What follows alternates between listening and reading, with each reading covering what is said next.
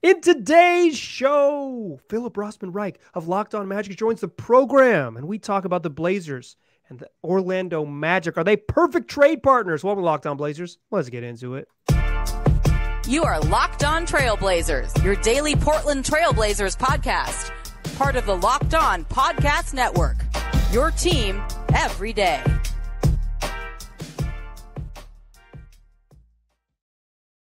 What up, world? It's your past first point guard and Trailblazers reporter, Mike Richmond. You are listening to another episode of Locked On Blazers, and you're also listening to another episode of Locked On Magic, available wherever you get podcasts and also on YouTube. Thanks for making these shows your first listen every single day. It's what we do 5 days a week, Monday through Friday, so make it your first listen. Tell your friends to do the same. It's Locked On Blazers / Magic, your team every day. I am joined for a special crossover edition by host of Locked On Magic, Phillip Rossman-Reich. Phil, how you doing? I am doing great. Happy to just have something to talk about because the basketball right now isn't so great. Hey, listen, we're in the same boat. I think maybe the Magic had a little less rocky end of the season, but once you get into May, it's been a long time since we've watched an NBA basketball game with our teams that we cover involved in any meaningful way. So I'm thankful to do these. I've done a bunch of these fake trade shows, so we're going to do another one today.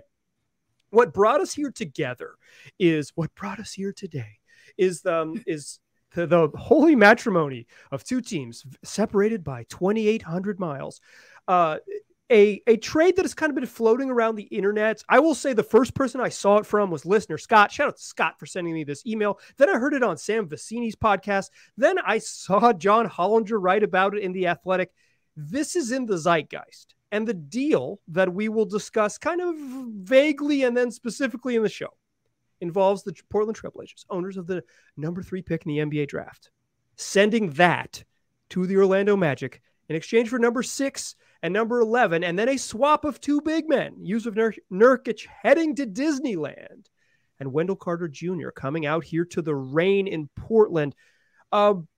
Phil, this is a big thing, and you were telling me this is a big thing in Magic World too, in the Magic sort of basketball sphere. Where has this popped up for you and your folk? Yeah, I mean, obviously those national outlets have been talking a little bit about it, but I think a lot of Magic fans see the players at the top of this draft as 2 guys that can help this team kind of take that next step. And really, from the Magic perspective, that's what this next season is trying to take that next step into playoff contention. And, we have Paolo Banchero, the rookie of the year, a guy that looks very much like a star. A lot of Magic fans just want one more bite at the apple, one more top guy to add to this group with, Franz Wagner, Paolo Banchero, probably the 2 main guys, and have that be the core of the team that they can begin to build around over the next 2-3 years to get them not just into the playoffs, but yes, title contention. As far away as and impossible as that seems, you need talent to do it. And so picking 6th is great, but this is really a 3, it's a 1-player draft, but there are 2 other players that are at least in the conversation among the top tiers. And so to have another bite at that apple, I think is something that is attractive to a lot of fans. Yeah, I mean, so let me get your thoughts on this. It seems like Scoot is sort of ready-made for what the Magic want to do. If Scoot Henderson is off the board at 2 because Charlotte just says, let's take him because he's good and worry about fit later. If Brandon Miller is there, does that change your personal interest in the number 3 overall pick? I think that Brandon Miller is really, really interesting because he does seem like he's the kind of player that can fit into these kind of a 3 big lineup like the Magic would have to play to play him. I agree the fit isn't perfect, but the talent is undoubtedly there. The biggest need that the Magic have is shooting. They've been a poor 3-point shooting team ever since Dwight Howard was traded. They need guys who can just make an open shot sometimes.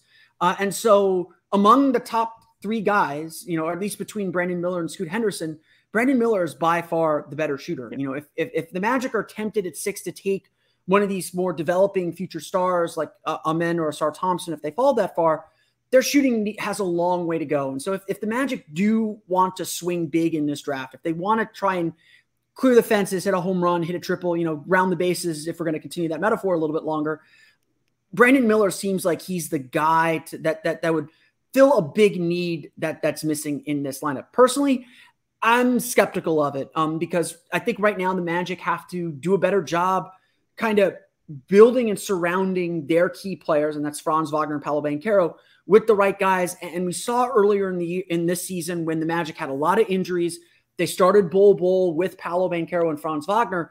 Franz lost a lot of his defensive edge trying to guard twos. And yes, there's a lot of switching in the NBA today, but I don't know if that puts Franz Wagner in the best place for him to develop, because you have to remember he's also a really young player that has a high upside. Also, like if you come down the court and you already have a mismatch, you're not going to hunt a switch. You're not going to say like, oh, this dude's a 4 guarding 2s. Let's just go. Like, don't set a screen. Let's see if he can guard me. And yeah, it's I'm with you. I think there is a world in which people think Brandon Miller can guard 2 through 4. It's just like, he's probably not going to be able to do that in October. So like, you know, it's defense is really hard for young players in the league. Like, it's really hard. You kind of mentioned this, and I want to touch on this a little bit more. The Magic they were kind of the internet darlings. Everybody enjoyed the Magic this year. I think it's been a long time since that was the case. Understatement of the century. Yeah, I think it's been 15 years, roughly 14. I guess 2010 was the last time people truly believed. But what do they want to do? Like, is this a team that is comfortable being like cycling down a year? Are they going to chase 8th next year? Like, what are the Magic doing, and how will that kind of inform how they would approach specifically this trade and sort of more broadly this whole offseason? Yeah, I mean, I think this is, you know, I don't think this isn't maybe the reason why I'm skeptical that they would try and trade up to 3, because I think that's a little bit of a bigger swing than I think they want to take, especially with the assets that it would take to get to 3. But I do think the Magic are at least very serious about flirting with potentially being a playoff team next year. Paolo Banchero said this during his Rookie of the Year acceptance ceremony. And the Magic had a big to-do at their practice facility to give Paolo the trophy. You know, he said even through the first week of the playoffs that he and his teammates were all talking, and they believe it's playoffs or bust next year. Like, they believe that they are really close to a postseason berth. You know, this season, you know, to most of the NBA, 34 wins isn't a big deal. And you're right, it isn't a big deal, but they improved from 22 wins. They were 29-28 over the last 57 games. They started the year 5-20 because of injuries to their entire point guard room. I don't know if they, you know, to football reference there, I guess, but all their point guards are out. They really, really struggled. They got off to a 5-20 start. They couldn't recover from that. 29-28 would have put them 7th, I think, in the Eastern Conference the rest of the way. So this is a young group that I think is using this season as confidence to say, like, hey, we can compete. We can win a little bit. And especially in this Eastern Conference, we are right. We can be right in the mix, and we can beat a lot of teams. They got a long way to go. They got a long way to grow. And I don't think it's a sure thing that they get there, but I do think the way the Magic are going to approach this summer is they're going to do things, I think, to put their team in the best spot to make that run. They're not going to get in the way and say, like, hey, we want one more year. We want one more bite at the apple. We want one more lottery pick. I think this team has moved beyond that. I think this team wants to take that leap into play-in contention. Let's think small maybe. Finishing 8th, baby. Yeah. Yeah, but they're a young team. They were the 3rd youngest team in the league last year. That's where they should be at this stage of their development. And they should be again using the season to learn, okay, what does the playoff Magic look like? They don't know that answer yet. And the only way to find out is to actually play games. Yeah, it's like I'm gonna have to ask Gary Harris. Hey, G? Well, what are the playoffs like, G? Yeah, so he's literally the only one on the roster that's been there. I was just off the top of my head. I was like, I cannot think of anyone who's has playoff experience other than my boy G, a legend, a Nuggets legend. So I think so. I've done a couple of these fake trade shows. That's what I've been doing because the Blazers have 3. It's a shiny new toy, and they've got plans. They have big picture dreams. They're not rebuilding. Good in a hurry. I mean, maybe they should. Like, I think there's a lot of the fan base that thinks they should, but that's not what they want to do. As an organization, they want to build around Damian Lillard for the umpteenth million time and give him a chance. And they feel like under the new front office, this is they've been kind of cycling down the last 2 years to give themselves this spot. I think this trade, why it appeals to me, and I want to talk about this in the second segment, is like, this is a chance to do step 1 of 4. and they're kind of in a space where they need to set themselves up to have 4 steps. So let's talk about this trade. Let's talk about how it appeals to the Blazers and if we can get the Magic on board. But first, let's talk about PrizePicks. You want to win $1 million? Well, from now through the NBA Finals, one PrizePicks user will get a chance to become a millionaire. One entry placed at 8 a.m. Eastern. After 8 a.m. Eastern, don't get up too early, will be randomly selected each day. Whoever placed that entry will be given a 6-pick flex with the following payouts. If you get 6 correct picks, you win $1 million. You get 5 out of those 6, you get $80,000, and 4 out of 6, $16,000. For full details, you can go to prizepicks.com/1million. You must opt in at that link, prizepicks.com/1million. PrizePicks.com/1million to be eligible for the $1 million entry. Once you opt in, all you have to do is play the game like normal, and you could be a lucky winner. So why not get involved every day? And the best way to get involved is just to download the PrizePicks app or go to PrizePicks.com and sign up to play the daily fantasy sports. First-time users receive a 100% instant deposit match up to $100 with the promo code LOCKEDON. So if you deposit $100, they're going to give you $100. You deposit $50. They'll give you $50. Don't forget, use that promo code LOCKEDON at sign up for an instant deposit match up to $100, and you could be winning $1 million just by playing every single day. All right. Just chatting here with Phillip Rossman-Reich, host of Locked On Magic, site expert at Orlando Magic Daily. Yeah, we got your credits in the second segment. That's what we're doing here. We didn't get your credits up top. Credits in the second segment. Phil. As long as it gets said. As long as it gets said. Yeah, exactly. They had to wait 12 minutes. Stick with the program, baby. So I think for my listeners and for yours, the Trailblazers have the 3rd pick in the NBA draft. You may be familiar with it. It's shiny and special, and they think it's this big trade piece. But they don't want a 19-year-old in part because their star player said, "That's enough with 19-year-olds." It's a direct quote. He said that route is not my route. That's not like a trade demand, but it is a pretty clear direction. My man is pointing to the beach. It is that away. You got to follow him. He doesn't want to get a teenager, even a special teenager. He wants them to cash in this pick 3 for a big splash trade. Now, I have done other shows where I've pitched trades for Mikal Bridges and Pascal Siakam. I don't like the Siakam trade. He's entering the last year of his contract. I think offering Anthony Simons and 3 for Pascal Siakam is just a risk not worth taking that you will regret.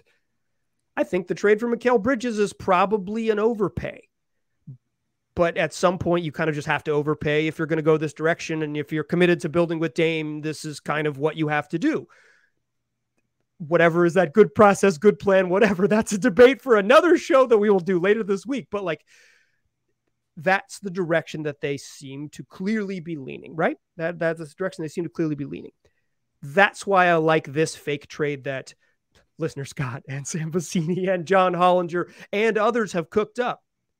Because this would give the Blazers, they trade out of 3, they get 6 and 11, and trading 6 and Anthony Simons could probably net you something similar. Maybe not as shiny, but something similar. And then you still have 11 to either draft or trade. So you want to package 11 with some other parts and you can make another move. They've still got 23. They can add. They don't have to go all in and trade it all at once. They have a chance to have sort of incremental chances to get better. But it is in many ways dependent on the Magic playing ball because it takes 2 to tango. And so you mentioned the Magic don't really want to dip down again, right? It strikes me that trading to 3 and getting, let's call it Brandon Miller, right? Like just for the sake of it, because it seems like Scoot's going to go 2 as of, we're recording this on the evening of May 21st. This stuff changes. This is lying season. Folks are out there lying. So things may change, but as of right now, kind of seems like it's going to be Miller at 3. Would the Magic consider it and why? And then we'll get into the center swap after that. Yeah, I mean, obviously, just from a talent perspective, I think they have to consider it because at the end of the day, I said all those things that they're 29 and 28. This was still a team that did not, I think, won 3 games in a row once after their December win streak. They're a 500 team. Right. And I think that it's still pretty clear that this team still needs a talent upgrade. There's still spots where they can get better. We'll get to the center stuff, but I think there are real questions about whether Wendell Carter is a playoff center. Markelle Fultz has a lot of the same questions. Is he a playoff point guard? Like, he's nice in the spots where he's nice, but is this a guy that's going to get you over the hump and get you in the postseason and then thrive in the postseason? Because at the end of the day, that's what you're trying to build. You're trying to build a playoff team, and you think you have a centerpiece in Paolo Banchero. You think you have another good piece in Franz Wagner, and you just got to figure out how everyone fits together. And so, is Brandon Miller the right fit? Like I said earlier, I have my questions, and I think the Magic want to be a little bit more focused with what they're going after and what they add to this group. They're not looking to just mush talent together and see how it works and figure out what the problems are and then make moves. I think they feel like we can start, kind of seeing what this team looks like. Maybe it's not fully formed. Maybe it needs some edges sanded down, but I think they see what their playoff team looks like. And look, Brandon Miller is very much a Magic type player. Maybe they do feel like, hey, Brandon Miller is going to be better than Franz Wagner. How long is his what's his wingspan? Yeah. He didn't get measured at the combine, unfortunately. So that's the mystery. Can he play for the Magic without a wingspan measurement? That's crazy. I know it's insane. It's insane. But it's possible that maybe they see him as a better fit next to Paolo than Franz because of his shooting or because of his size or because of whatever. And they can say, let's piece it together now. And, we have one in reserve to trade for the big star, which, might be the trade that's, step 3 and 4 of this process that the Magic are in right now. Maybe that's something we talk about a little bit later. But I'm still very skeptical that Miller's the guy that they would move up for. Now, obviously you have 6 and 11. That gives you a little bit of power to dictate some things in this draft. And maybe it's, another thing that I've said is they probably don't need to use both these draft picks. They shouldn't probably, right? They probably should use one of their picks at least to get a veteran. If they can combine both of them to move up and get a veteran player, that's probably the best way. I know something that I'm thinking about a little bit is kind of doing what you're doing, or what you're saying the Blazers should do. Have your foot in both waters. Add one rookie, trade one of the picks for a veteran, and use that to add to the roster. So it's definitely something you have to think about, because the talent, at the end of the day, talent wins in this league, and you can make talent work together, especially with the way basketball is played today with so much versatility. And Brandon Miller's a versatile enough guy that you can at least make it work for a little bit while you're figuring things out. Yeah, and I think there is a safe bet that he'll be better than who you get at 6. And that, easily. You know what I'm saying? So it's like, at some point it's like, okay, let's just do it and get there. Let's talk about the center swap. Blazer fans are ready to get rid of Jusuf Nurkic. Wendell Carter appeals to me, but I think the idea of Wendell Carter is really fun. Functionally, Wendell Carter isn't ideal. Why don't you think would you do the trade? Let's just start there. Would you do this trade? If it was on the table, would you do it? I don't think I would do this trade right now. Why not? I think, I think the contract situation with Nurkic compared to Wendell it's not ideal for this Magic team. Yes, Orlando has some money to spend right now, but Wendell Carter's contract is so nice. For a young guy, right? It's front loaded. I think he's making like 13 this year. It's going to be down to like 11 by the end of his contract. He's just such a solid player. He gives you some versatility. He can step out on the perimeter and shoot a little bit. So he gives like Paolo and Franz all the free space that they want in the paint. However, I will say this. I think that Jusuf Nurkic might be a better playoff center than Wendell Carter is because of the physicality that he brings. Wendell, I love Wendell. I think he could be a really great player. He's kind of rediscovered himself in Orlando, become the jack of all trades that everyone thought he was in the draft process. But he doesn't always bring the physicality that you need. And I do have some questions about, especially because he's not much of a rim protector. He's very much a positional defender, and he's usually in the right spots, and he's usually able to switch out and do all the things that you need him to do. But I do wonder, when you get into the playoffs, how are teams going to target him? How are teams going to draw him away from the basket and eat the Magic up on the boards? Whereas I see Jusuf Nurkic as that bigger physical presence, that guy who can, knock someone over, to be frank, because sometimes in playoffs, you need to knock somebody over. You need to be tough. He is huge. He's a big dude. Helps. That helps. And yeah. he could guard Embiid if that's like the thing you need to do. I kind of think I would rather have the idea of Wendell Carter in the playoffs just because of the switchability. I think a little more versatility on defense. Yeah. The physicality matters. And if the shooting isn't there always, like if he isn't a consistent shooter, he could shoot and pass a little bit. Like he's got skills. I understand your concerns, but I'd almost rather bank on his better switchability than just the bruiser of Nurk. But I think that shows you the differences in sort of like watching a guy up close and what you prefer. Exactly. But to that point, we don't know what Wendell Carter looks like in a playoff series yet. Right. And so right. I've often told like Magic fans, like who've asked me about this, like, hey, because a lot of there's been a few Magic fans, certainly been a few national media people pitching a DeAndre Ayton trade. And I'll be like, Wendell Carter might be an issue, but that's an issue we can worry about 2-3 years from now. That's not an issue we have to worry about today.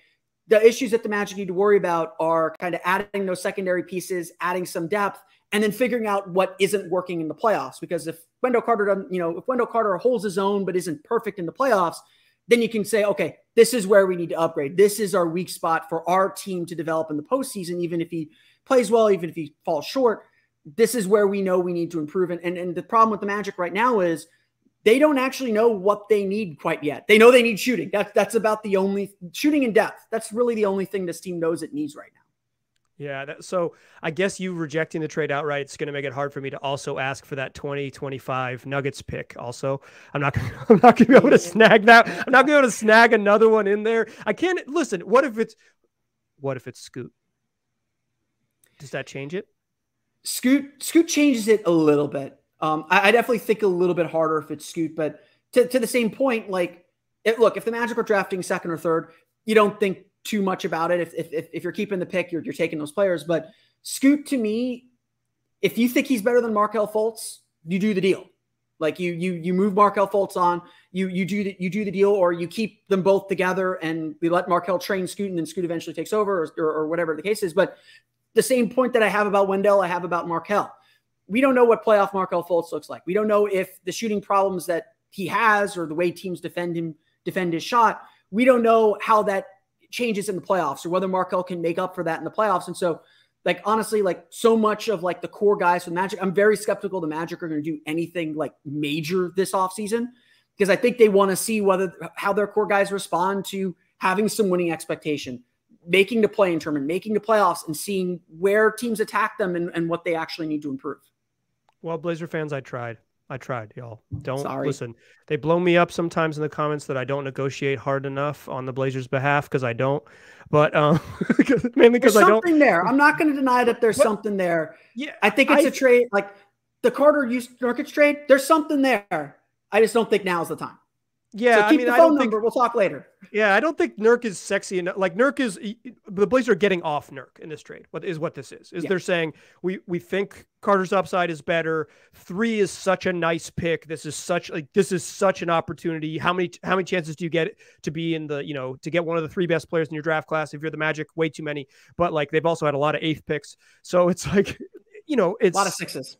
Yeah, a ton of 6s, right? Like 5. Yeah. Isaac Bamba in the last 5 years. Yeah. So it's like, and they're kind of still searching for it. Like Jalen Suggs looks like an NBA player, but he can't shoot, but he's a pretty good defender. Cole Anthony is the opposite, right? He can only score and shoots every time he touches the ball, but he's not. What else does he do? It's like they still need some help there. So I think the pitch is that, listen, 3 is your chance at real talent, but I can understand being like, I don't know, Wendell might be better than Nurk today. And we feel like he's going to be better than Nurk in 2 years, and he's younger and cheaper in 2 years. So like, why not? I hear it. Okay. When we were setting up this show, I have to ask. Yeah. When we were setting up this show, I said, Phil, do you want to come on? Do you want to talk about this trade? This kind of floating around. He said, yeah, I do. But can I pitch this? Can I ask you about Damian Lillard trade? So let's do that in the 3rd segment. Let's talk Damian Lillard. Join us there, won't you? Still a pass first point guard. I'm still Mike Richmond. Still chatting here with Phillip Rossman-Reich, host of Locked On Magic. All right. Let's do it. Listen, Let me preface this. I was before the Locked On Network. I was in your shoes, or early mid Twitter, NBA Twitter with Dwight Howard. I get it. It's annoying being pitched and having every team kind of lining up like chomping at the bit. But I'm going to sit here and say, like, I don't have a specific pitch in mind. I'll throw it back at you. I got you. Okay. I mean, I'll probably come up with one too, but like, I want to preface this by saying this. Like I said, I don't think the Magic are going to make like a crazy big move. Like you mentioned earlier, Dame doesn't want to be nurturing young guys. He wants to win championships. He's the Kevin Garnett of this generation. He loves Portland. I love that he loves Portland. I love Dame. Dame is one of my favorite players in the league. I love him as a person. I love him as a player. I love everything about him. I get the loyalty, and I get that winning matters most. And he's only going to leave Portland for a chance that's clearly going to help him win. And I don't think the Magic are necessarily ready for that kind of an all-in trade yet. They don't have the pieces yet. They don't have the ability to trade all the assets away and still have something left in reserve. Right. Like to get Dame, I imagine you're asking for 6'11", the Nuggets 25, Magic 20, Magic 24, like a bunch of picks because you're restarting. Probably Franz Wagner, which I would understand. So I would say that. Let me add some context, and then because you almost nailed it, right? So the Blazers aren't going to trade Dame. They don't want to. That's not what they want to do. That's not what the franchise wants to do. The reason that we'd get there this summer is because they'd go into the draft and they do what I've been doing, is they've been calling up Brooklyn and they'd call Toronto and they'd call Orlando, and everyone, like these dang Locked On hosts, would be like, "Nah, I don't want to do it. I don't want." And then the Blazers start saying, "Okay, well, to make a trade happen, our value on our end stinks and we are overpaying and we don't want to do like we are getting to the organizational malpractice part of trade talks.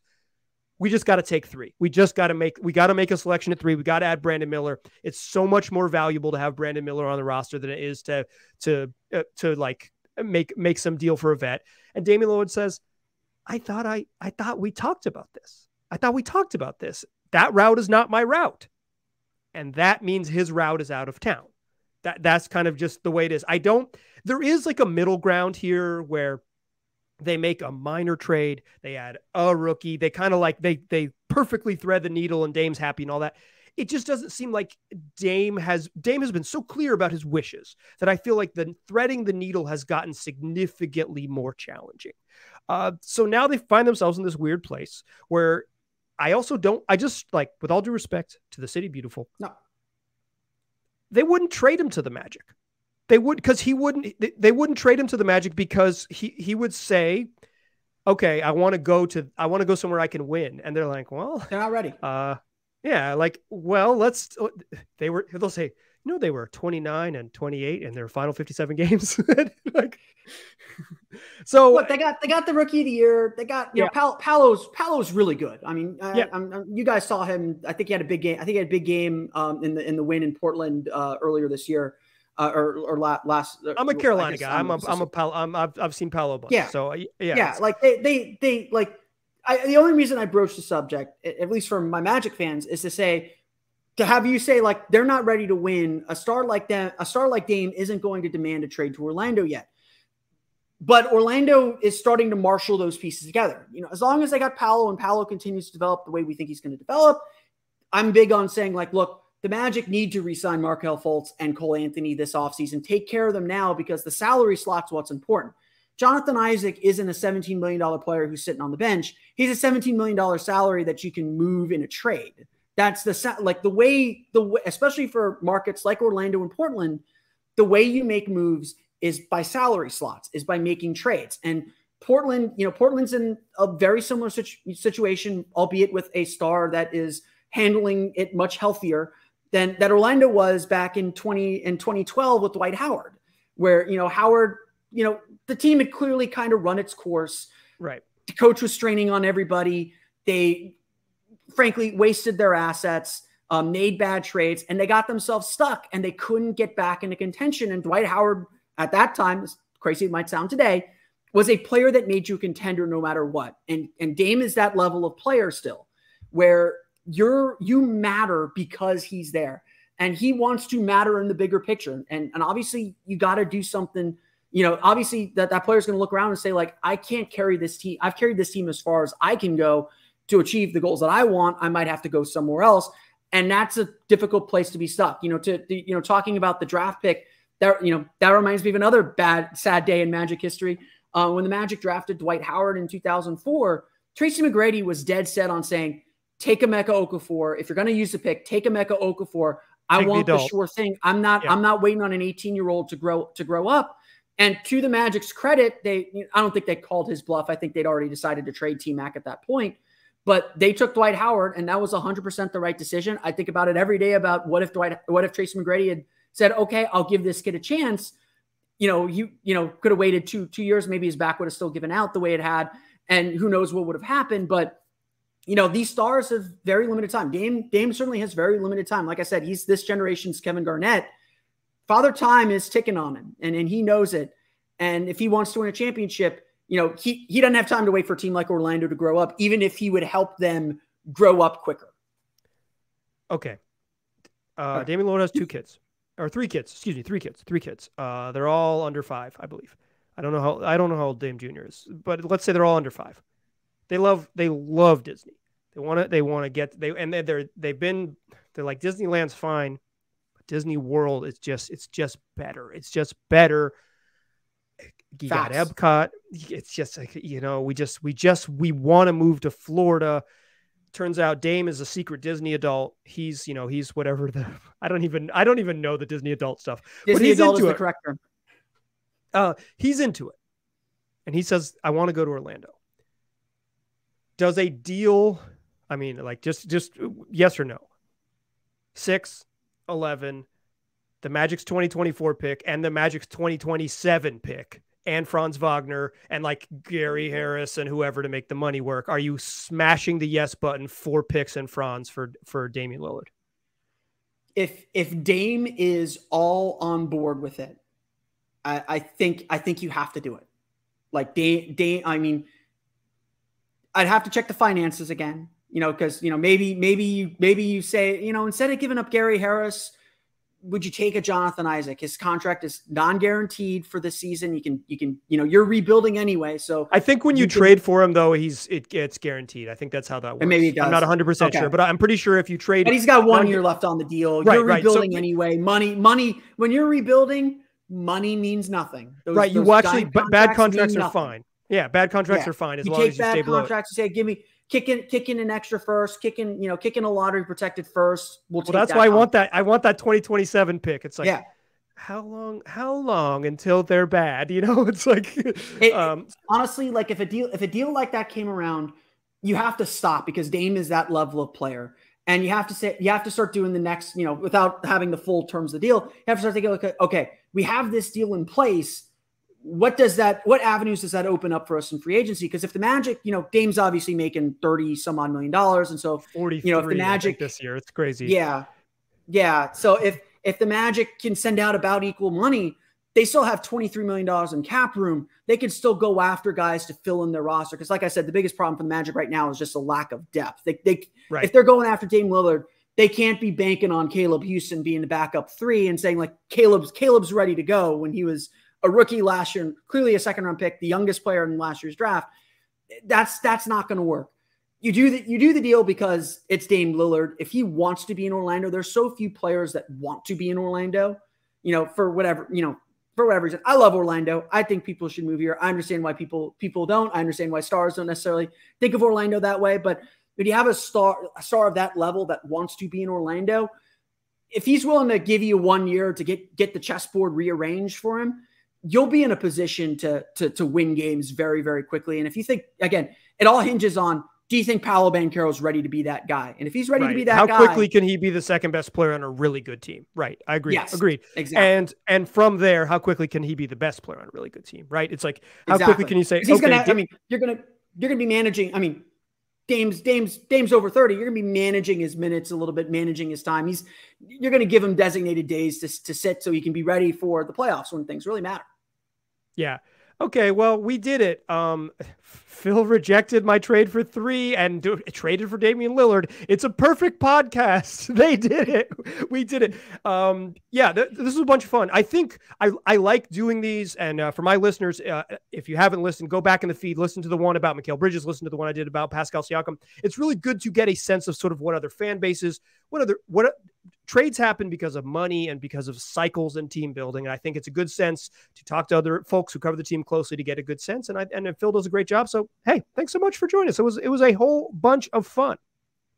Yeah, absolutely, Mike. I appreciate you having you on. You learn about your own team when you start thinking about trades and transactions. So I always say when I'm talking about fake trades, the fake trade doesn't matter as much as the why of the fake trade. Like, why 100%. Would you do this? What is the thought process behind it? And that's what matters at this stage. Is like, okay, what are you actually thinking here?